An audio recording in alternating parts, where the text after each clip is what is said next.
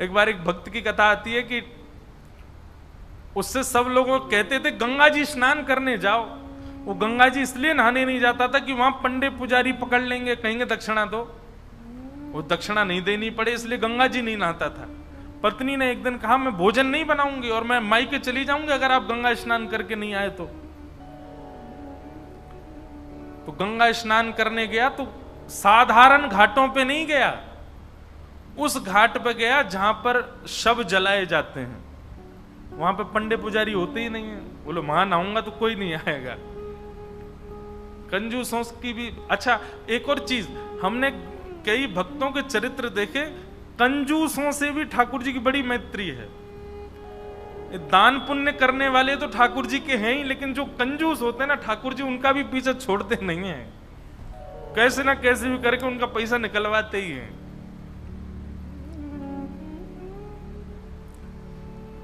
ये किसी अन्य भक्त की कथा है कि वो फिर मरघटा में गया, शमशान के घाट पर जाकर के जैसे ही डुबकी लगाई और डुबकी लगा के बाहर आया तो ब्राह्मण का वेश धारण करके ठाकुर जी आ गए। आइए आइए यजमान, जय हो, बड़े दिनान में देखो। बोले तुम यहां भी आ गए? बोले हम तो सब जगह रहते हैं। लाओ लाओ भैया, आज हमारी सुबह से किसी ने तिलक बिलक नहीं किया, लाओ चलो कुछ दक्षिणा दो। वो कथा बड़ी लंबी है, बड़ी प्रसिद्ध भी है। उसने कहा घर आ जाना, तो ठाकुर जी घर पहुंच गए। पत्नी ने कहा बाहर ब्राह्मण खड़ा है, उसको दक्षिणा देनी है। कंजूस व्यक्ति बोले उनसे कह दो आज बीमार हैं, कल आ जाएगा। पत्नी ने जाके कह दिया, बोले हमारे पतिदेव तो बीमार हैं। बोले यजमान बीमार हो गया, मैं तो यहीं बैठ करके उसका अनुष्ठान करूंगा, जब तक ठीक नहीं हो जाएगा अनुष्ठान करता रहूंगा मैं। ठाकुर जी भारी जप माला लेकर के बैठ गए। पत्नी ने अंदर जाके बताया, बोले वो तो बाहर अनुष्ठान कर रहे हैं, तुम ठीक हो जाओ तब जाएंगे। मन में विचार करने लगा, बोले जाएगा नहीं। सुनो बाहर जाके उसको कह दो पतिदेव तो पधार गए, भगवत धाम चले गए। पत्नी बोली 1 रुपया ही तो देना है, दे दो जाके। बोले क्यों दे दो, तुमको क्या पता कितनी मेहनत से कमाया जाता है, मना कर दो, कह दो पधार गए वो तो। पत्नी बेचारी थोड़ी रोती रोती सी गई, बोले आप अब चले जाओ, पतिदेव तो पधार गए। ठाकुर जी बाहर ब्राह्मण बन के बैठे। ठाकुर जी बोले मेरे यजमान पधार गए, अंतिम संस्कार मैं करा के जाऊंगा, मेरे यजमान है, उनकी शव यात्रा में जाऊंगा, उनकी अर्थी मैं बनवाऊंगा, चिता में लकड़ियां मैं लगवाऊंगा, अपने हाथ से अपने हाथ से एक एक लकड़ी रखवाऊंगा और मैं वेद मंत्र बोलूंगा, मेरे मंत्रों के उच्चारण से उनके अग्नि संस्कार होगा। मुझे नहीं चाहिए दक्षिणा, आप मत देना मुझको, अब मैं मुफ्त में उनका संस्कार करा के जाऊंगा। पत्नी दौड़ी दौड़ी गई, बोले 1 रुपया निकाल के दे दो, वो तो संस्कार कराने को तैयार है तुम्हारे।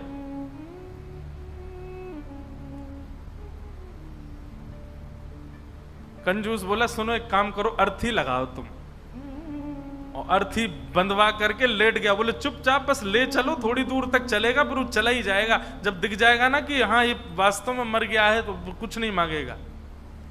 महाराज अर्थी पर चढ़ गया, राम नाम सत्य बुलवाता हुआ जा रहा है शमशान, लेकिन 1 रुपया नहीं दे रहा है। ठाकुर जी भी चल रहे, बोले तू ढीठ है मैं महाढीठ हूं, मैं भी लेके ही जाऊंगा।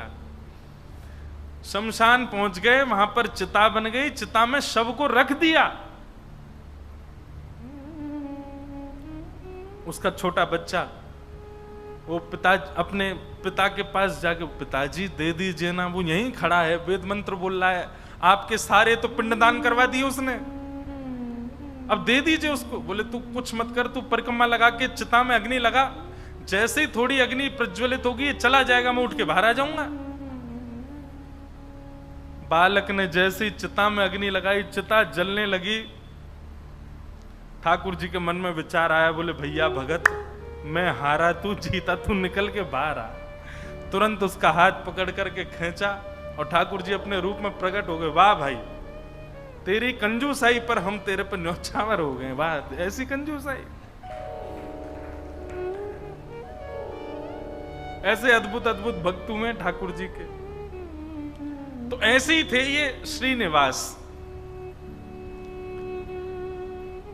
6 महीना तक ब्राह्मण को लटकाए रखा, लेकिन उसको पैसा नहीं दिया।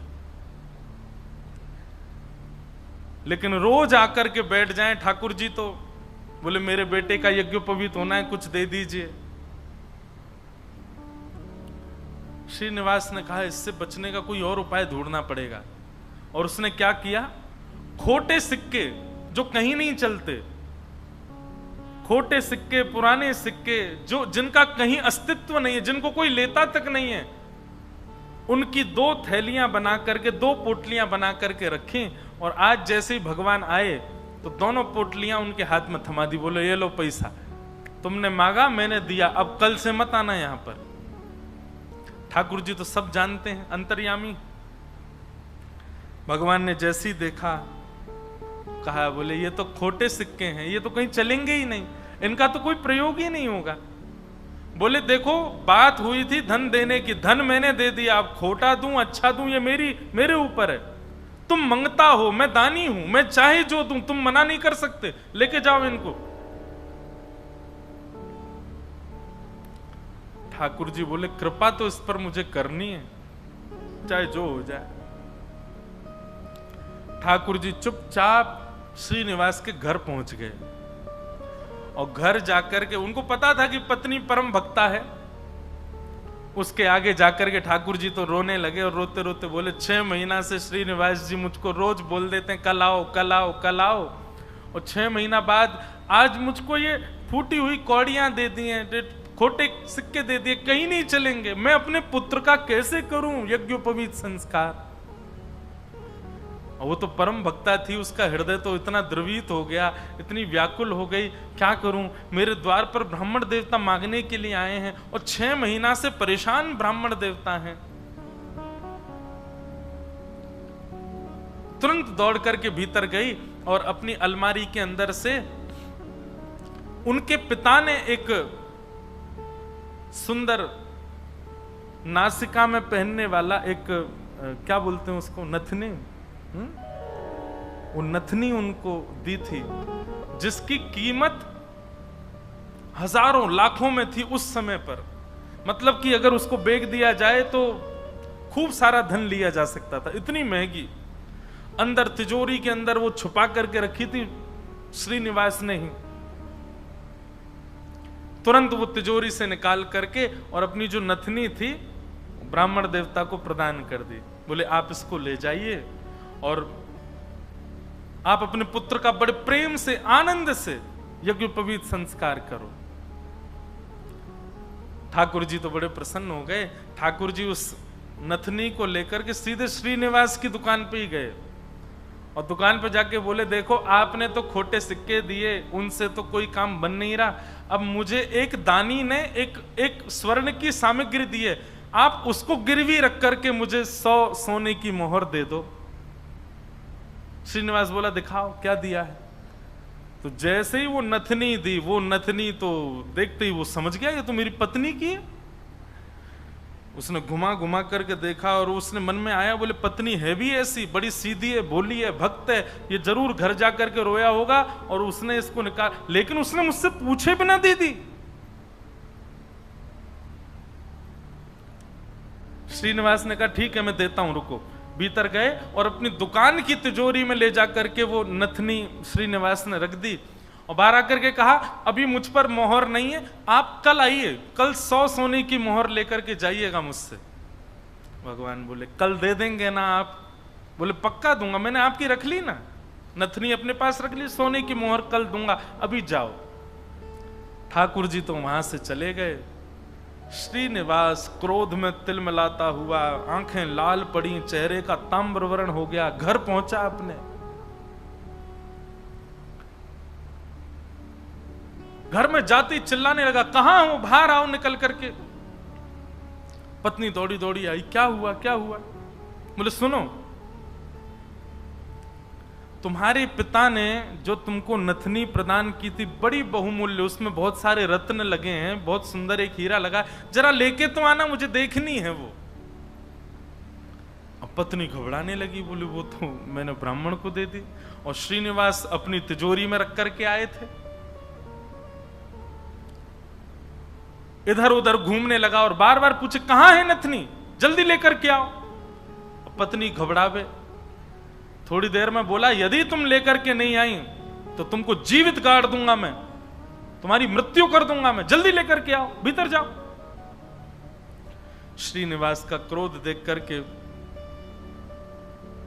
जो लक्ष्मीबाई उनकी पत्नी थी वो कक्ष के भीतर गई, अंदर से किवाड़ लगा करके खूब रुदन करने लगी, स्मरण करने लगी, हे जगतनाथ, हे प्राणनाथ, मैंने अपराध किया है कि मैंने अपने पति से बिना पूछे घर की सामग्री किसी को दे दी, पर वो किसी दरिद्र व्यक्ति को तो नहीं दी, किसी गलत स्थान पर तो नहीं दी। एक ब्राह्मण बेचारा केवल अपने परिवार का पालन करने के लिए कुछ मांग रहा है, 6 महीने से परेशान था, उसको यदि मैंने दी, इसमें भी आपकी सेवा का भाव रखा मैंने, क्योंकि मैंने सुना है कि ब्राह्मण आपके मुख हैं।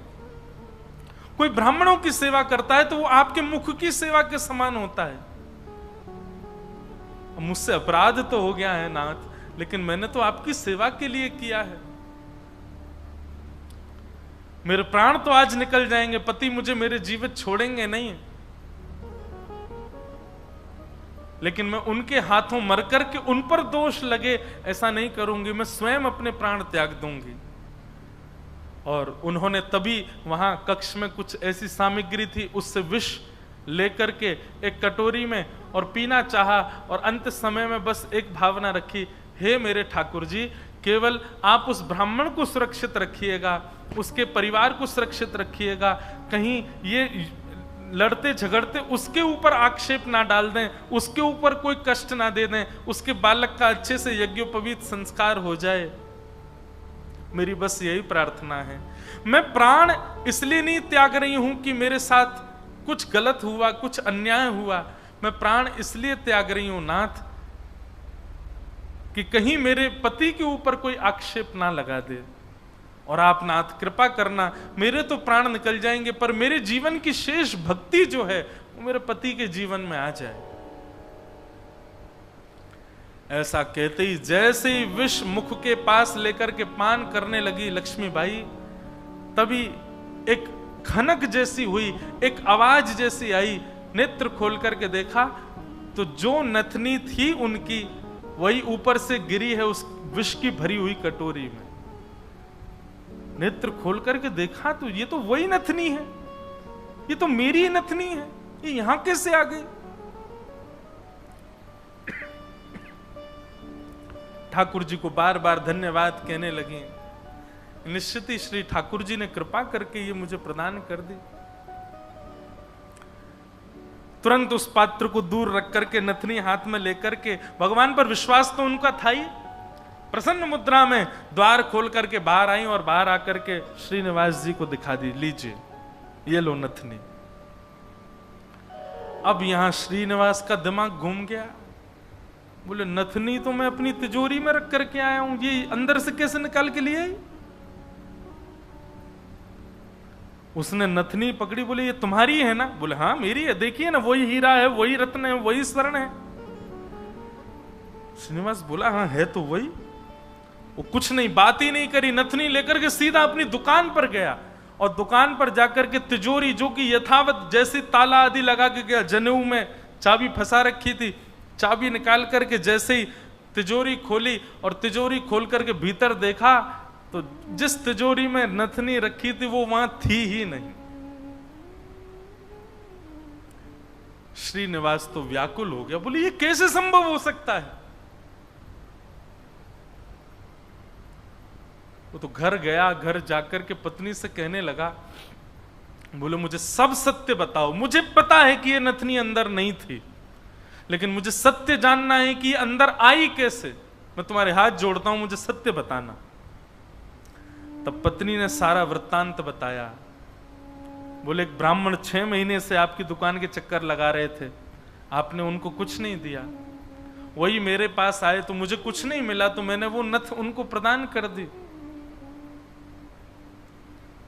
बस मैंने उनको प्रदान की थी, अब आपको कैसे इसका पता चला ये नहीं, तो फिर आगे श्रीनिवास ने बताया, बोलो ब्राह्मण मेरे पास आए और मेरे पास आके नथनी को उन्होंने गिरवी रखा, 100 सोने की मोहर मांगी थी, मैंने कल आने के लिए उनको कहा, मैंने तिजोरी में रखी, लेकिन तुम्हारे पास कैसे आई अंदर? पत्नी ने बताया, बोले जब आप बहुत क्रोध करने लगे तो भीतर जाकर के मैं विष पान करने की योजना बना रही थी, और जैसे ही मैंने विष अपने मुख से लगाया तभी खनक करके आवाज आई, और जिस पात्र में विष था उसमें नथनी अपने आप आकर के गिर पड़ी। ये बात सुनते ही श्रीनिवास रुदन करने लगे, रोने लगे, और रुदन करते करते उनको वो बार बार ब्राह्मण की छवि दिखाई देने लगी, और बार बार उसकी छवि में ठाकुर जी का रूप दिखने लगा। वो स्मृति आने लगी कि जब मैं कह देता था कल आ जाना, तो बेचारे ऐसे हाथ जोड़ करके, ठीक है बाबूजी मैं कल आ जाऊंगा, पर कल आप दे देंगे ना मेरे पुत्र का यज्ञोपवीत होना है। ये सारी स्मृति श्रीनिवास के चित्त में उठने लगी, और ये विश्वास प्रगाढ़ हो गया कि ये सामान्य ब्राह्मण नहीं थे, साक्षात ठाकुर जी थे, और ये ठाकुर जी अनुग्रह करके मुझसे दान कराने के लिए आ रहे थे। अरे दान क्या कराने आ रहे थे, मेरे आगे हाथ जोड़ करके मांगने के लिए आ रहे थे। मैं जप नहीं करता, तप नहीं करता, संध्या नहीं करता, साधना नहीं करता, और मेरे द्वार पर ठाकुर जी आकर के ऐसे खड़े हो जाते थे भिक्षुक के भांति कि कुछ दे दो। मैंने ठाकुर जी को भिक्षुक बनाया, मैंने ठाकुर जी को प्रतीक्षा करवाई, मैंने ठाकुर जी को टालता रहा। अपनी पत्नी के चरण पकड़ लिए, बोले तुम्हारी भक्ति किस योग्यता है? मैं तो घोर नास्तिक हूं, मैंने तो अपने जीवन में कुछ भी अच्छा नहीं किया। ये तुम्हारी भक्ति का प्रभाव कि ठाकुर जी मुझ पर अनुग्रह करने के लिए आ रहे हैं। मैंने ठाकुर जी को टहलाया, मैंने ठाकुर जी से प्रतीक्षा करवाई, मैंने ठाकुर जी को इतना कष्ट दिया इस संपत्ति के लिए, इस धन के लिए। तुरंत हाथ में जल लेकर के, अक्षत लेकर के, दक्षिणा रख करके अपनी पत्नी से कहा तुम भी हाथ रखो, और दोनों ने हाथ में हाथ रख करके अपनी संपूर्ण संपत्ति, जितनी संपत्ति है, दुकान, मकान, बगान, जो कुछ भी था उनके पास में, सबको संकल्पित करके कृष्णार्पणमस्तु, हम सब ठाकुर जी को अर्पित करते हैं। इस संपत्ति के चक्कर में मैंने ठाकुर जी से प्रतीक्षा करवाई, इस संपत्ति के आगे मैंने ठाकुर जी को इतना कष्ट दिया।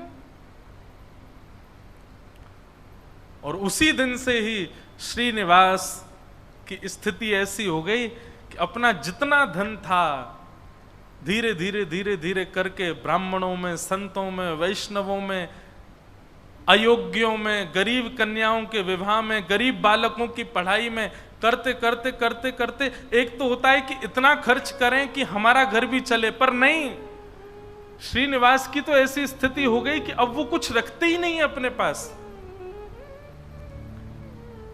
अपनी दुकान भी बेच दी, अपनी सारी संपत्ति बेच दी, एक दिन अपना घर भी बेच दिया। परिवार के लोग धीरे धीरे कोसते कोसते दूर होने लगे। अरे क्या बुद्धि हो गई तुम्हारी, सब बेच दिया। सबको ठाकुर जी की सेवा और ठाकुर जी के जनों की सेवा में लगा दिया, एक फूटी कौड़ी भी अपने पास नहीं रखी। बोले कि नहीं, इसकी वजह से मैंने ठाकुर जी को श्रमित कराया, मैं इसको कैसे रख सकता हूं। और सब छोड़ करके, सब त्याग करके पत्नी ने कहा अब हमारे पास कुछ भी नहीं है, रहने के लिए घर भी नहीं है, भोजन करने के लिए अन्न भी नहीं है, पहनने के लिए वस्त्र भी नहीं है, अब हम क्या करें। बोले अब पकड़ो मेरा हाथ, अब हमने सब छोड़ दिया, क्योंकि अब तक सबको अपना माना था, पर अब हमारे नाथ, हमारे स्वामी श्री पंडरीनाथ हैं, श्री विठ्ठल भगवान हैं, चलो उन्हीं की शरण में, चलो उन्हीं के नगर में, वही खिलाएंगे, वही रिलाएंगे, वही सब करेंगे हमारी व्यवस्था। और श्रीनिवास अपनी पत्नी के साथ पंढरपुर आ गए हमेशा के लिए। यहां आकर के उन्होंने दिव्य एक संत थे, उनसे गुरु दीक्षा ली, और गुरु दीक्षा लेने के बाद केवल एक ही उनका काम, दिन में जाना और जाकर के श्री पंढरीनाथ भगवान का दर्शन करना और पूरे दिन यहाँ के वैष्णवों का दर्शन, उनकी सेवा करना, यही उनका काम। दीक्षा के बाद गुरुदेव ने उनको दूसरा नाम प्रदान कर दिया। दीक्षा में एक नाम दिया जाता है और अब तक उनका नाम श्रीनिवास था, अब उनका नाम पुरंदर दास हो गया।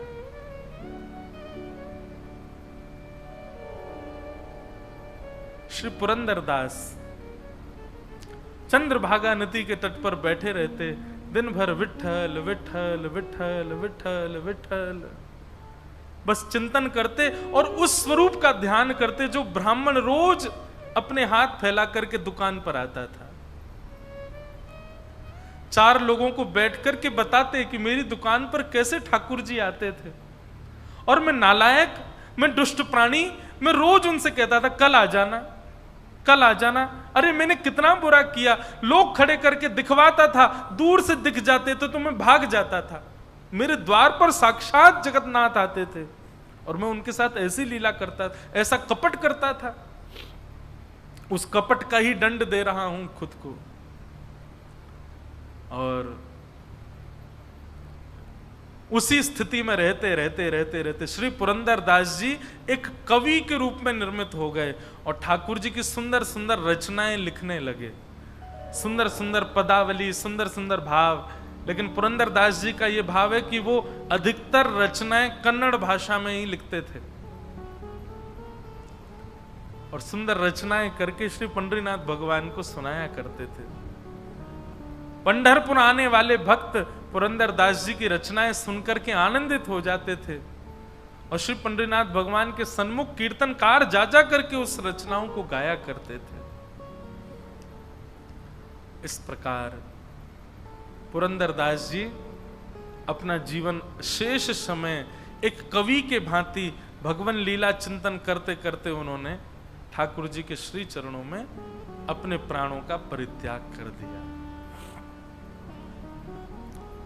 कहने का अभिप्राय,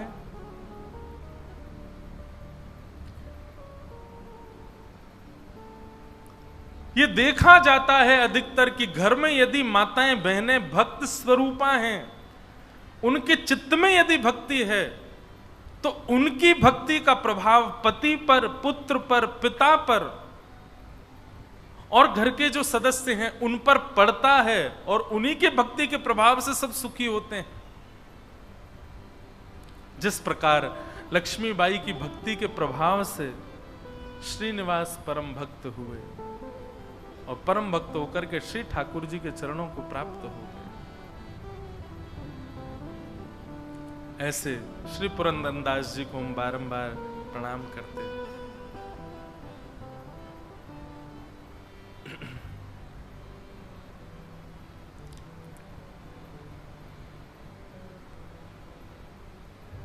अच्छा हूं या बुरा हूं, जैसा भी हूं तुम्हारा, अच्छा हूं या बुरा हूं, जैसा भी हूं तुम्हारा।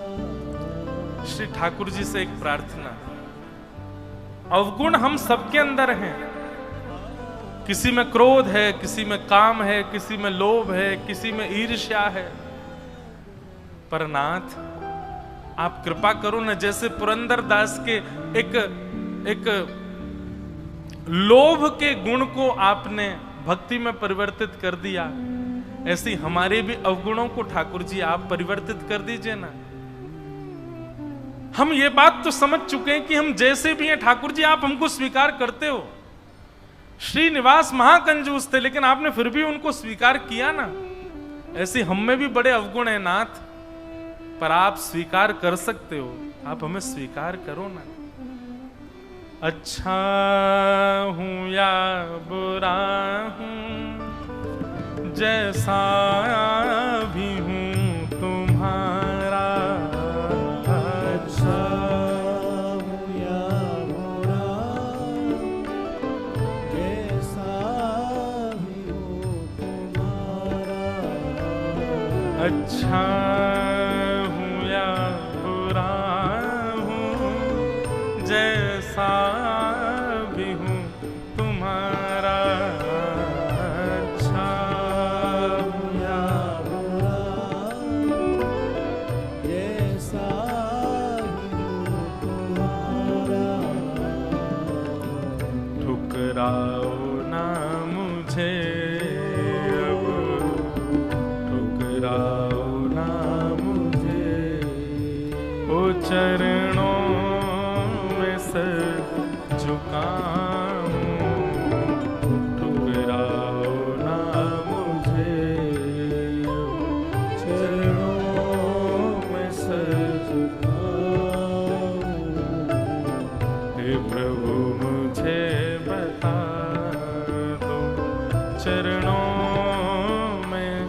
कैसे आऊं, हे प्रभु मुझे बता दो, चरणों में कैसे आऊं, माया के बंधनों से छुटकार कैसे पाऊं।